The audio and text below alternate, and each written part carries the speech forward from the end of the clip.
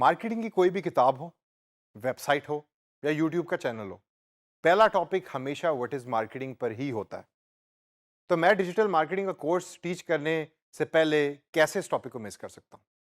फर्क इस टॉपिक को टीच करने में मेरा ये है कि मैं हमारी रोजमर्रा की एग्जांपल्स को यूज करूंगा और बड़े ही आसान तरीके से आपको बताने की कोशिश करूंगा कि व्हाट एक्चुअली मार्केटिंग इज, कि मार्केटिंग है क्या। तो आइए सबसे पहले मैं आपको एक एग्जांपल देता हूं और इसके ऊपर आपने बड़े गौर से सोचना है। आप घर पे बैठे हैं, एकदम फोन रिंग होता है, आपने फोन पिक किया, दूसरी तरफ से एक खातून बात कर रही हैं जिनका नाम है साइमा। साइमा ने कहा कि जी मैं एक इंश्योरेंस कंपनी से मेरा ताल्लुक है और आज अगर आप ये पैकेज साइन अप करवाएंगे तो हम आपको 20% डिस्काउंट देंगे, आपको भी और आपकी फैमिली को भी। तो सवाल मेरा आपसे दोस्तों ये है कि क्या साइमा मार्केटिंग की जॉब कर रही है? दूसरी एग्जांपल और बड़ी इंटरेस्टिंग। आप अक्सर शॉपिंग मॉल जाते होंगे, अक्सर मार्केट्स जाते होंगे, संडे बाजार या इतवार बाजार जाते होंगे। वहां आपको डिफरेंट लोग खड़े हुए नजर आएंगे कि जो चीजें बेच रहे हैं, 10 रुपए की, 15 रुपए की, 100 रुपए की, एक के साथ दो फ्री। तो क्वेश्चन या सवाल मेरा आपसे यह है कि क्या आपके नजदीक वो भी मार्केटिंग की जॉब कर रहे हैं? अगर इन दोनों सवालों का आंसर आपके नजदीक यस है तो यू आर 100% राइट। ये दोनों मार्केटिंग ही की जॉब कर रहे हैं। साइमा बेशक टेलीफोन के थ्रू डिजिटल टेक्नोलॉजी को यूज कर रही है और जो दूसरे साहब जो इतवार बाजार में खड़े चीजों को बेच रहे हैं वो सेलिंग कर रहे हैं, लेकिन है ये मार्केटिंग की जॉब। लेकिन मार्केटिंग इसके अलावा और भी बहुत कुछ है। तो आइए let's look at the definition of marketing और उसके बाद फिर हम मार्केटिंग की डेफिनेशन को ब्रेक करेंगे और फिर अंडरस्टैंड करेंगे कि प्रोसेस ऑफ मार्केटिंग क्या है। So the process of marketing is creating, communicating, delivering and exchanging offerings.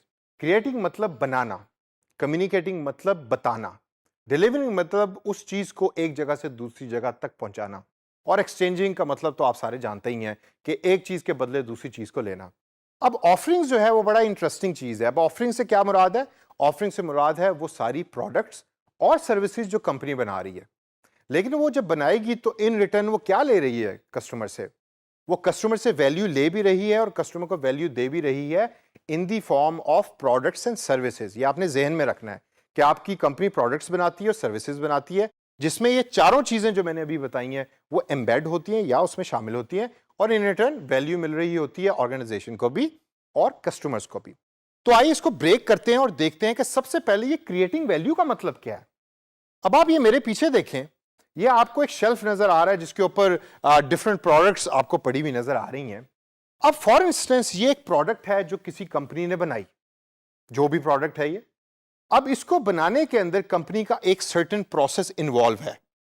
उस प्रोसेस को हम कहते हैं क्रिएटिंग वैल्यू, यानी कि मार्केटिंग उस प्रोसेस का नाम है कि जिसके थ्रू कंपनी को पता लगता है कि कस्टमर को चाहिए क्या और उसको जहन में रखकर कंपनी प्रोडक्ट को बना रही होती है। सेकंड स्टेप, मार्केटिंग क्या है? मार्केटिंग है कम्युनिकेटिंग वैल्यू का नाम। यानी कि आपने प्रोडक्ट तो बना ली और प्रोडक्ट तो भाई बड़ी जबरदस्त है, लेकिन कस्टमर को तो पता ही नहीं कि प्रोडक्ट कैसी है। तो आप एक इफेक्टिव मैसेज जो है वो कस्टमर को देते हैं कि जिसके बाद कस्टमर को पता लगता है कि आपकी प्रोडक्ट जो है, ओ भाई बात सुनना है यार, ये प्रोडक्ट तो खरीद लो। He did not buy the product for me. क्यों? क्योंकि जो मैसेज जिस तरीके से मैं डिलीवर कर रहा हूं वो इफेक्टिव नहीं है। तो की पॉइंट क्या है कि कम्युनिकेटिंग वैल्यू तो है, आप कस्टमर को बता तो रहे हैं, लेकिन उसको इफेक्टिव तरीके से बताएं ताकि कस्टमर उसको सुने। तीसरा पॉइंट और बड़ा important, delivering value. Delivering value से मुराद यह है कि प्रोडक्ट बन गई, आपने कस्टमर को भी बता दिया, सर्विसेज बन गई, आपने कस्टमर को भी बता दिया, लेकिन अब उसको डिलीवर भी तो करना है, उसको कस्टमर की प्रेमिसेस या उसकी जगह तक भी तो पहुंचाना है, ख्वाह वो ऑनलाइन हो या ऑफलाइन हो। तो delivering that product and value is the job of an organisation, is the job of a company. तो कंपनी जो है उस प्रोडक्ट और सर्विस को कस्टमर तक पहुंचाती है और इस पूरे प्रोसेस को पहुंचाने तक, कस्टमर को पहुंचाने तक, इसको मार्केटिंग कहते हैं। लास्ट स्टेप जो है वो सबसे इंपॉर्टेंट है, जिसमें कंपनी को भी रिवॉर्ड मिलता है, कस्टमर को भी रिवॉर्ड मिलता है। उस स्टेप को हम कहते हैं एक्सचेंजिंग वैल्यू। आपने प्रोडक्ट सर्विस बना ली, आपने कम्युनिकेट कर दिया और आपने डिलीवर कर दिया। अब बारी आई है एक्चुअल सेलिंग की। आपने एक चीज जो आपने बनाई है वो कस्टमर को दी और कस्टमर से आपने पैसे पकड़े और आपको फाइनेंशियल रिसोर्सेज की वैल्यू मिल गई और कस्टमर को प्रोडक्ट मिल गया। Last but not the least, जो सबसे इंपॉर्टेंट बात मार्केटिंग के अंदर हम अक्सर मिस कर जाते हैं कि बिजनेस का only purpose is not to earn money. ये बड़ा इंपॉर्टेंट है।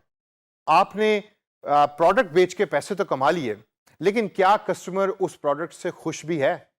और अगर कस्टमर खुश है तो वो फिर आपको 5 स्टार्स देगा, और जब वो आपको 5 स्टार्स देगा तो फिर आपका एम्बेसडर भी बनेगा। एम्बेसडर बनेगा तो फिर वो दूसरे लोगों को भी बताएगा कि भाई इस कंपनी की प्रोडक्ट खरीदो, वो सबसे अच्छी है। और जब वो बताएगा तो फिर ऑटोमेटिकली आपके नंबर ऑफ कस्टमर्स इंक्रीज करेंगे। तो आपका objective as a company marketing करने का ये होना चाहिए कि मेरा कस्टमर सबसे ज्यादा खुश हो ताकि वो बार बार आपके पास आए।